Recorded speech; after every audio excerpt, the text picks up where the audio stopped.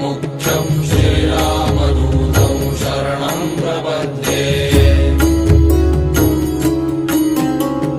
मनोजवं मारुततुल्यवेगं जितेन्द्रियं बुद्धिमतां वरिष्ठं वातात्मजं वानरयूथमुख्यं श्रीरामदूतं शरणं